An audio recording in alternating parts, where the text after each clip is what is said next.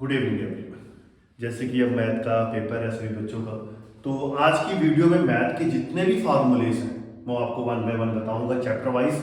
ठीक है, आप ये देख लेना, इसकी स्क्रीनशॉट ले लेना, ये आपके पेपर पॉइंट ऑफ व्यू से बहुत ज़्यादा इंपॉर्टेंट है। मेरी कोशिश है कि 15 मिनट में आपको ये सारे फार्मूलेस मैं आपको बताऊँ। ओके, नाउ स्टार्ट करता हूँ। सबसे पहले इनवर्स ट्रिग्नोमेट्री सेकंड चैप्टर जो है अकॉर्डिंग टू एनसीईआरटी, उसके में क्या पढ़ना आपने? Sine inverse x, cos inverse x, tan inverse x, cot inverse x, secant inverse x and cosecant inverse x.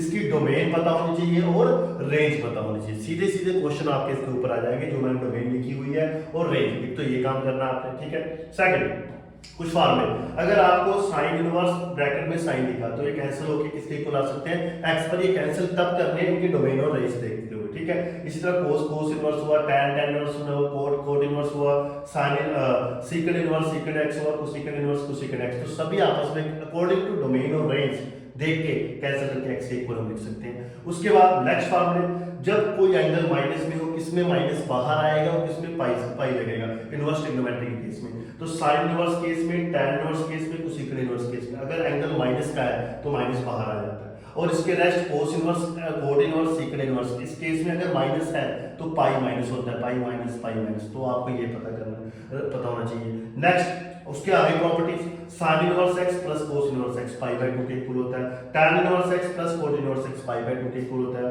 कोसेकन inverse x plus secant inverse x pi by 2 के equal होता है। इसके ऊपर 1 मार्क्स का क्वेश्चन बन सकता है। नाउ अगर दो sine inverse x plus sine inverse Y plus में पड़े हो या माइनस में पड़े हो तो उसके लिए formula sine inverse x 1 minus y की square plus y 1 minus x square. अगर माइनस में है तो यहाँ पे क्या आ जाएगा? माइनस आ जाएगा। बस इतना फर्क है। इसी तरह cos inverse x plus cos inverse y का फार्मूला और cos inverse x minus cos inverse y का फार्मूला में क्या फर्क है? यहाँ xy minus 1 minus y square 1 minus x square. अगर प्लस है तो यहाँ पे माइनस आएगा, अगर यहाँ माइनस है तो यहाँ पे क्या आएगा? प्लस आएगा। ये पता होना चाहिए। इसी तरह similarly tan inverse x plus tan inverse y और tan inverse x minus tan inverse y का formula, tan inverse x plus tan inverse y का फार्मूला x प्लस y है, 1 माइनस x है। इसमें साइन ऊपर माइनस हो जाएगा, नीचे क्या हो जाएगा?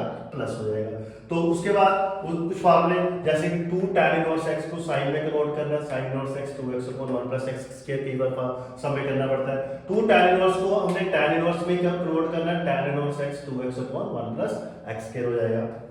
और 2 sin इनवर्स x को आपको sin इनवर्स में कन्वर्ट करना है, 2 cos इनवर्स x को cos इनवर्स में कन्वर्ट करना है, तो ये हो जाएगा।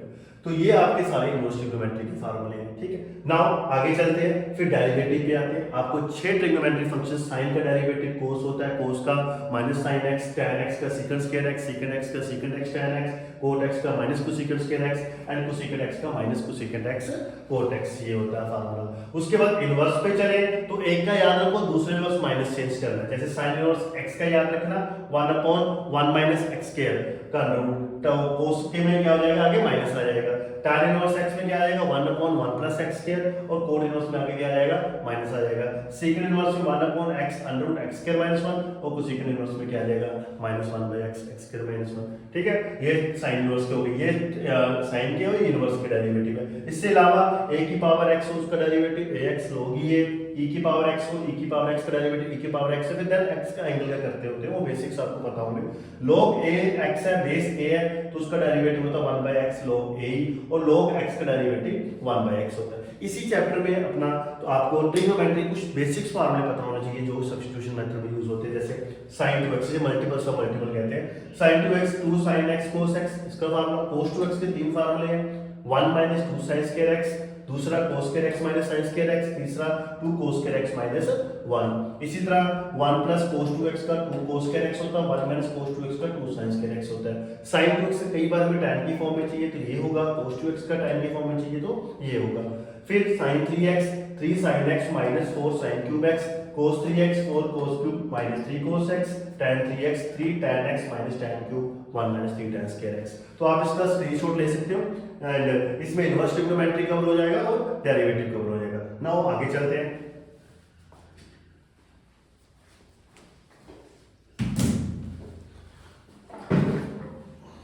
हाँ, इसमें आपका इंटीग्रल और वेक्टर के आर फार्मूलेस कवर करेंगे। तो इंटीग्रल है जैसे कि x की पावर n, तो इसका होगा x की power n plus 1 upon n plus 1, 1 by x log x, a की पावर x का a की power x log e upon a, ex का इंटीग्रल ex साइन का माइनस कोस, कोस का साइन, सीकेंट स्क्वायर एक्स का tan x, cosecant square x का minus cot x, secant x tan x का secant x, ठीक है, cosecant x cot x का minus cosecant x. tan x के दो फार्मूले जो मर्जी लगा सकते हो, जैसे minus log cosecant X log secant X, cot x का log साइन एक्स हो गया, सेकेंट एक्स का log secant X plus tan x हो गया, और कोसेकेंट एक्स का log cosecant X minus cot X हो गया, ठीक है। ये आपके जो है इंटीग्रल के फार्मूले हैं। एंड देन ये फार्मूले बहुत यूज होता है अगर किसी इंटीग्रल में डेरिवेटिव फंक्शन नीचे और फंक्शन का डेरिवेटिव ऊपर है तो हम सीधा log fx लगा सकते हैं, या फंक्शन और फंक्शन डेरिवेटिव मल्टीप्लाई में तो ये लगा सकते हैं। उसके बाद ये फार्मूले आ गए, अंडर रूट में a square minus x square तो sin inverse x by a, अगर a square plus x square तो इसका ये है, a square plus x square under root है तो ये फार्मूला है, x square minus a square इसका अंडर रूट है तो ये फार्मूला है, ठीक है। आपको पता होना चाहिए अंडर रूट और विदाउट अंडर रूट। फिर अगर a square minus x square ऊपर पड़ा है x by 2, a square minus x square plus a square by 2 sin inverse x by 2, इसी तरह अगर प्लस में है तो log लग जाता है, ठीक है। x square minus a square है तो ये है 1 upon a square minus x square है तो 1 by 2a log a plus x a minus x, और dx upon x square minus a square 1 upon 2a log x minus a x plus a plus c है। देखो ये सभी फार्मूले आपको apply करने आने चाहिए, डायरेक्ट कई बार पूछे जाते हैं तो आपको लगाना चाहिए। तो ये पूरा आपका जो इंटीग्रल का पार्ट खत्म हो गया। देन फिर आता है वेक्टर। वेक्टर में डॉट प्रोडक्ट और क्रॉस प्रोडक्ट के बारे में पता होना चाहिए कि डॉट प्रोडक्ट के फार्मूला क्या है और क्रॉस प्रोडक्ट के कैसे। जैसे for example a dot b का फार्मूला क्या होता है, a dot a magnitude b magnitude cos theta, and dot product obey commutative law. अगर एक डॉट b करते हो b डॉट a करते हो, उनका दोनों का मैग्नीट्यूड सेम आता है। And dot product also obey distributive law, अगर b प्लस c करके उसके साथ a के साथ डॉट प्रोडक्ट करते हो या a का b के साथ फिर देन a का c के साथ, आंसर दोनों का सेम आएगा। ये प्रॉपर्टीज है। अगर कहा जाए कि दो वेक्टर परपेंडिकुलर है तो डॉट प्रोडक्ट जीरो होगी। इसमें कई तरह के क्वेश्चन पूछे जाएंगे, प्रूव दैट करने के लिए आ जाएगा टू वेक्टर आर परपेंडिकुलर तो उनकी डॉट प्रोडक्ट कर देना, या पूछा जाएगा परपेंडिकुलर है फाइंड द वैल्यू है तो डॉट प्रोडक्ट को किसकी को रख लेना, जीरो की को रख लेना।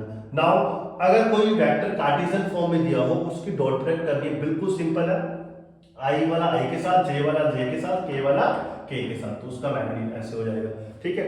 और इसमें क्या होता है, अगर दो वेक्टर सेम है तो उनकी डॉट प्रोडक्ट 1 होती है, जैसे i dot i, j dot j, k dot j 1 होगा। क्यों होगा, क्योंकि इनके बीच का एंगल ठीक 0 होगा और cos 0 कितना होता है, 1 होता है।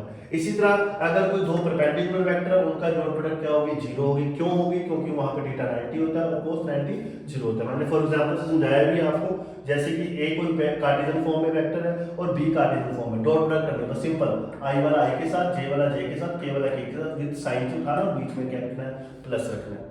इसी तरह अगर आपको कहा जाए कि दो वेक्टर के बीच का एंगल निकालो तो a dot b upon a का मैग्नीट्यूड b का मैग्नीट्यूड, फॉर एग्जांपल ये समझाया मैंने, अगर ये दो वेक्टर के बीच का अपना एंगल निकालना है तो ये जो डॉट प्रोडक्ट की है नीचे उसका मैग्नीट्यूड नीचे इसका मैग्नीट्यूड और ये पुट कर दिया आपने। मैग्नीट्यूड कैसे निकालते हैं वो भी बता दिया कि i के साथ वाला कोएफिशिएंट, j के साथ वाला कोएफिशिएंट, k के साथ वाला कोएफिशिएंट की स्क्वायर करना, उसका क्या करना है, अंडर रूट। तो उसमें आपको साथ साथ मैंने ये भी बता दिया।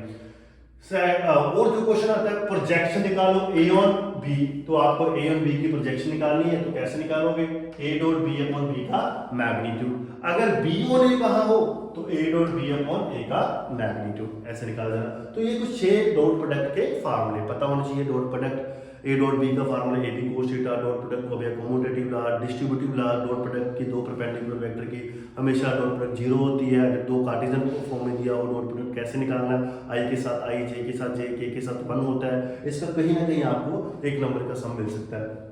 फिर आता है क्रॉस प्रोडक्ट। क्रॉस प्रोडक्ट में क्या होता है, a क्रॉस b किसके इक्वल होता है, a का मैग्नीट्यूड b का मैग्नीट्यूड sin थीटा, ठीक है, साथ में डायरेक्शन लगती है। a क्रॉस b किसके इक्वल होता है, माइनस b क्रॉस a के इक्वल होता है। अगर हाँ इसमें ये कह सकते हैं कि क्रॉस प्रोडक्ट में do not obey a commutative law.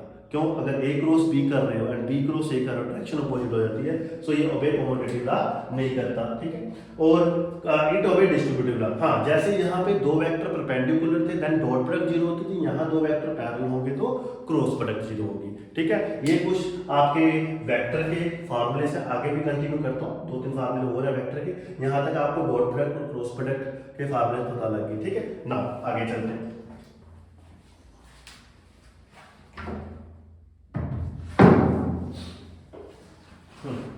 ये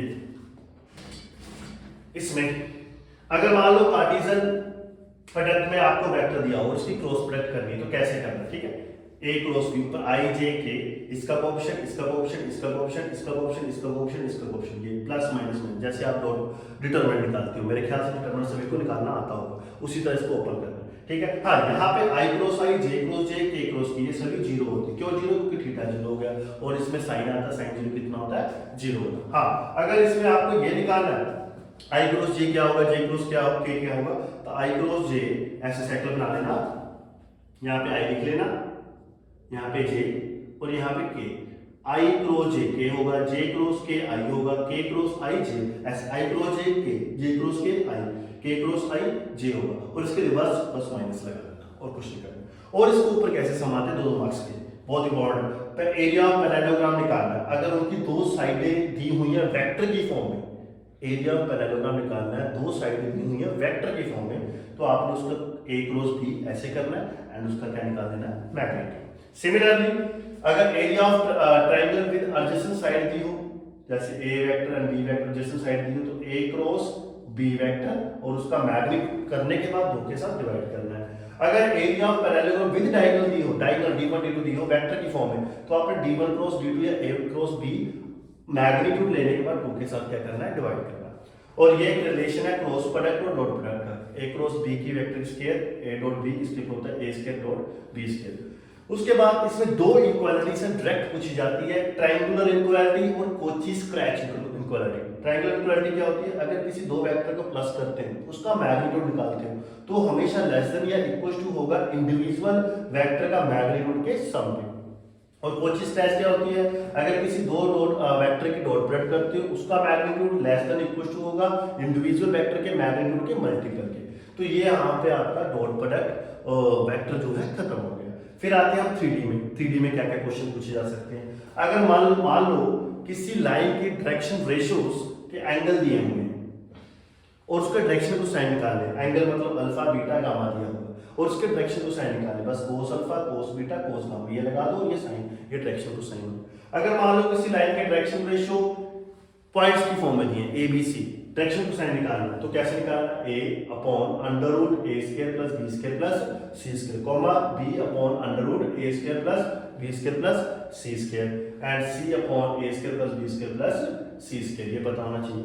अगर 2 पॉइंट्स दिए हुए हैं एंड उसके डायरेक्शन रेशियो निकालने के लिए देते, जैसे इस लाइन में 2 पॉइंट दे दिए x1 y1 z1 x2 y2 z2 और 2 पॉइंट्स निकालने के लिए डायरेक्शन, और 2 पॉइंट दे डायरेक्शन रेशियो निकालने के लिए कह दिया, तो x2 x1 y2 y2 z2 z2 ये डायरेक्शन रेशियो और इसके डायरेक्शन को साइन निकालने के लिए कह दिए।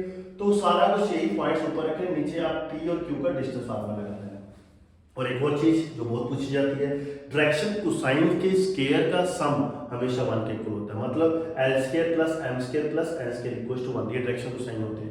l को cos अल्फा भी लिख सकते हैं, m को cos बीटा कहते हैं, इसको l कहते हैं, इसको m कहते हैं और इसको n कहते हैं। इन दोनों तीनों के स्क्वायर का सम हमेशा 1 के इक्वल होता है। बट यहीं पे ये आ जाए a square plus b square plus c square not equal to 1, ये डायरेक्शन रेशियो से, ये डायरेक्शन कोसाइन है। डायरेक्शन कोसाइन का स्क्वायर का सम 1 के इक्वल होगा, डायरेक्शन रेशियो का स्क्वायर का सम 1 के इक्वल नहीं होगा। ओके, ये आपका सारा वेक्टर हो गया, cross product and then 3D में और भी पूछा जा सकता है, जैसे कि मैं रिवर्स कर रहा हूं, ये मान लो अगर 2 लाइंस के आपको डायरेक्शन को साइंस दिए हो, जैसे L1 M1 N1 और L2 M2 N2 और कह दिया गया प्रूव करो कि दोनों लाइन परपेंडिकुलर है, तो इनके डायरेक्शन को साइंस के सम का मल्टीपल 0 के इक्वल होगा। L1 L2 plus M1 M2 plus N1 M2 किसके इक्वल होगा, 0, ये पता होना चाहिए। कंडीशन ऑफ पैरेलल, अगर 2 लाइंस के डायरेक्शन आपके क्या दिए हुए हैं, डायरेक्शन रेशियोज, तो डायरेक्शन को साइंस, तो कंडीशन ऑफ पैरेलल क्या होता है, L1 upon L2 equals to M1 upon M2 और equals to N1 upon N2 की रेशियोज क्या होंगी, सेम होंगी, ठीक है, ये देख लेना। फिर आता है कार्टेशियन फॉर्म लाइन की, किसी लाइन की कार्टेशियन फॉर्म क्या होती है, x minus x1 upon a, y minus y1 upon b, z minus z1 upon c, standard form है। x1 y1 और z1 ये पॉइंट्स होते हैं, a b c direction ratios होती हैं। और कार्टेशियन को बात वेक्टर फॉर्म पूछी जाए तो ऐसे r vector equals to a vector plus lambda b vector, a होता है पॉइंट्स और b होते हैं डायरेक्शन रेशियोज। सबसे इंपॉर्टेंट ये फार्मूला आपको आना चाहिए, न्यूमेरिकल भी आपको पेपर में दिखेगा। Shorter distance between two skew lines, skew line वो होती है जो पैरेलल नहीं होती है ना, उसके विचार शॉर्ट डिस्टेंस निकालना। तो आपको दो लाइंस की इक्वेशन दी होगी, आपने a1 निकालना है, a2 निकालना है कंपेयर करके, b1 निकालना है, b2, ये फार्मूला है। b1 क्रॉस b2 का क्रॉस प्रोडक्ट, उसकी डॉट प्रोडक्ट किसके साथ, a2 माइनस a1 का अपॉन b1 क्रॉस b2 का मैग्नीट्यूड, इसको सोल्व करके जो आंसर आएगा that is the shorter distance. ये आपका 3D का हो गया। लास्ट चैप्टर जिसमें हमारा क्या है, प्रोबेबिलिटी। प्रोबेबिलिटी की बिल्कुल बेसिक्स, प्रोबेबिलिटी का number of favourable outcome upon total outcome, ये 10th का ही है। Probability never greater than 1, probability can never be negative, कभी नेगेटिव नहीं होती। प्रोबेबिलिटी अगर किसी इवेंट की 0 है that is the impossible event, probability 1 है that is the sure event. उसके बाद जो प्लस 2 लेवल पे आती है, ए कंडीशन बी की प्रोबेबिलिटी का फार्मूला ए intersection B upon P B, ठीक है। और पी बी अगर यहाँ बी हो यहाँ ए हो तो ऊपर तो सेम रहेगा, नीचे बस ए चेंज होगा। अगर यहाँ बी है तो यहाँ बी, यहाँ ए है तो यहाँ ए। इसके बाद कई बार ये क्वेश्चन पूछा जाता है, ए यूनियन बी की प्रोबेबिलिटी किसकी क्लोज हमेशा, P A plus P B minus P A intersection B. अगर कहा जाए कि A and B are two mutually exclusive event है तो क्या होता है, इनका कॉमन पार्ट जीरो हो जाता है और यही फार्मूला रिड्यूस होकर ये बन जाता है, P A union B equals to P A plus P B, ये चीज जीरो हो जाएगी। अब इसके बाद अगर if A and B are independent events, कौन सी इवेंट्स हो, इंडिपेंडेंट इवेंट्स हो। इंडिपेंडेंट इवेंट्स का मतलब ये होता है कि पी ए इंटरसेक्शन बी किसके इक्वल आना चाहिए, हमेशा P A into P B. कई बार प्रूव करने के लिए भी कह देंगे, कई प्रूव करो इंडिपेंडेंट इवेंट है तो आप ए की प्रोबेबिलिटी निकालोगे, बी की निकालोगे, इनके दोनों का इंटरसेक्शन पार्ट निकालोगे और जहां पुट करोगे दोनों इक्वल आ जाएंगे।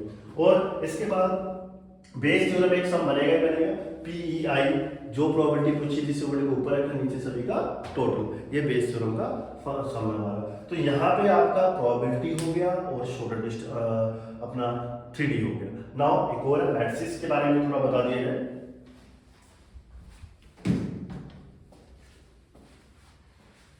तो मैट्रिक्स की बात करते हैं। मैट्रिक्स सभी बिल्कुल सबसे इजी चैप्टर है।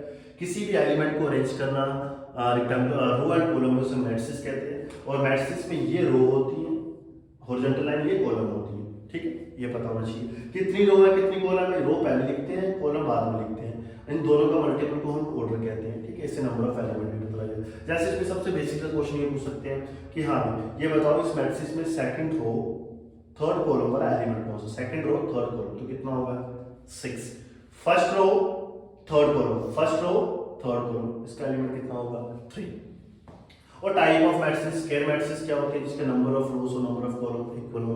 रेक्टेंगुलर मैट्रिक्स क्या होती है जिसके नंबर ऑफ रो और नंबर ऑफ कॉलम इक्वल ना हो, जैसे ये रो और कॉलम इक्वल नहीं तो ये रेक्टेंगुलर मैट्रिक्स है। रो मैट्रिक्स जिसमें ओनली एक रो हो जैसे 1 2 3, कॉलम मैट्रिक्स जैसे एक कॉलम हो तो कॉलम मैट्रिक्स बन जाएगी, ठीक है। अगर दो मैट्रिक्स आपस में इक्वल है तो इनके कोरस्पॉन्डिंग एलिमेंट्स भी आपस में इक्वल होंगे, मतलब x t के इक्वल होगा, y w के इक्वल होगा, z v के इक्वल होगा, w m के इक्वल होगा। ये प्रॉपर्टीज यूज होंगी। अब आता है एडिशन ऑफ मैट्रिक्स, कैसे मैट्रिक्स को प्लस कर सकते हैं। तो मैट्रिक्स को ऐड कराने के लिए उसका मस्ट है कि ऑर्डर क्या आना चाहिए, सेम, या सब्ट्रैक्ट कराने के लिए जैसे मान लो ये a मैट्रिक्स है और ये b मैट्रिक्स है, इन दोनों का ऑर्डर क्या होना चाहिए, सेम होगा। अगर सेम होगा तब ये ऐड होंगे, अदरवाइज ये ऐड नहीं होंगे। मल्टीप्लिकेशन के लिए क्या होता है जरूरी, अगर a और b को मल्टीप्लाई कराना है तो a और b को मल्टीप्लाई कराना तो a का जो ऑर्डर है उसकी कॉलम और b का जो रो है ये दोनों सेम होंगे तब ये आपस में मल्टीप्लाई होंगे, अदरवाइज मल्टीप्लाई नहीं होंगे। और विदाउट मल्टीप्लाई करे हम ये भी बता सकते हैं कि मल्टीप्लाई करके जो मैट्रिक्स बनेगी उसका ऑर्डर क्या होता है। जैसे मान लो a का ऑर्डर ये है, b का ऑर्डर ये है, a कोई मैट्रिक्स है, b कोई मैट्रिक्स है, मैंने ये पता करना है कि a b मैट्रिक्स का ऑर्डर क्या होगा, तो पहले a को लिख लूं फिर b को लिख लूं ऑर्डर, ये एलिमिनेट कर दो 2 into 4, इसका मतलब इन दोनों को मल्टीप्लाई करके जो ऑर्डर मैट्रिक्स बनेगी उसका ऑर्डर क्या होगा 2 into 4। और matrix do not obey commutative law, मतलब a और b को मल्टीप्लाई करके एंड b और a को मल्टीप्लाई करके मैट्रिक्स का सम हम मल्टीप्लिकेशन सेम नहीं है। देन ट्रांसपोज क्या होता है, ऑर्डर को कॉलम में रो को कॉलम में चेंज कर दो, दैट इज द ट्रांसपोज। अगर किसी का ट्रांसपोज लेके वो पहले वाली मैट्रिक्स बन जाए that is the symmetric matrix. अगर ट्रांसपोज लेके -a कॉमन निकालना पड़े तो वो स्क्यू सिमेट्रिक मैट्रिक्स बनेगा, ठीक है। एंड कई बार पूछ लेते हैं कि वो मैट्रिक्स बताओ जो सिमेट्रिक भी है as well as skew symmetric भी है, तो वो जीरो मैट्रिक्स होती है, ठीक है। और ये प्रॉपर्टीज, अगर a into a का ट्रांसपोज i के इक्वल है तो ऑर्थोगोनल मैट्रिक्स, ab का ट्रांसपोज हमेशा b ट्रांसपोज a ट्रांसपोज के इक्वल होता है, ये भी प्रॉपर्टी है। Express as the sum of symmetric and skew symmetric matrix, तो half a plus a transpose plus half a minus a transpose, ये इसका प्रॉपर्टीज है। फिर आता है डिटरमिनेंट्स में क्या क्या पूछा जा सकता है। डिटरमिनेंट अगर 3 पॉइंट्स दिए हैं और with the help of determinants आपको एरिया ऑफ ट्रायंगल निकालने के लिए कह दिया, तो half x1 x2 x3 y1 y2 y3 इधर मान रखते हैं ना, तो आपका ये एरिया ऑफ ट्रायंगल निकल जाएगा। इसके बाद सो लास्ट है, तो पूरे प्लस 2 के जो फार्मूलेज हैं चैप्टर वाइज आपको बता दिए। ए बी का इनवर्स किसके इक्वल होता है, बी इनवर्स ए इनवर्स, ये पता होना चाहिए। और कुछ प्रॉपर्टीज, अर्जॉइंट ए का डिटरमिनेंट हमेशा किसके इक्वल होगा, ए का determinant n minus n order होता है मैट्रिक्स का। अर्जॉइंट ए का अर्जॉइंट निकालना तो ऐसे निकाल सकते हैं, ए का डिटरमिनेंट n माइनस 2 इंटू ए। अर्जॉइंट ए का अर्जॉइंट डिटरमिनेंट निकालना तो ए की पावर n माइनस 1 की स्केल निकाल सकते हैं आप। अगर कोई ए इनवर्टिबल मैट्रिक्स है तो उसका डिटरमिनेंट 0 होगा। कई बार ये भी पूछा जाता है के ए का डिटरमिनेंट हमेशा k की पावर n a की डिटरमिनेंट की इक्वल होता है। कई बार क्या होता है ए, अच्छा ये जो स्मॉल ए एलिमेंट है, ये कैपिटल ए कोफैक्टर है, इनका सम हमेशा डिटरमिनेंट के इक्वल आएगा। और A11 A21 A22 A22 A13 A23 ये हमेशा किसके इक्वल आएगा, 0। ये कुछ एप्लीकेशन ऑफ इंटीग्रल की है। स्टैंडर्ड इक्वेशन जैसे सर्कल की इक्वेशन होती है x² + y² = a²। अगर ऐसी इक्वेशन इसे सर्कल की इक्वेशन कहते हैं, इसका सेंटर 0 होगा, रेडियस a होगा। x² / a² y² / b² = 1 है तो इसे एलिप्स कहते हैं। और y² = 4ax है या x² = 4ay है तो ये पैराबोला है। और ये straight line ax + by + c = 0। तो ये आपके स्क्रीनशॉट लेके मैं भेज भी दूंगा। ये आपके सभी 12th के फार्मूले हैं, एक बार इसे चेक कर लेना, बहुत हेल्प मिलेगी आपको जो फाइनल एग्जाम होगा। All the best.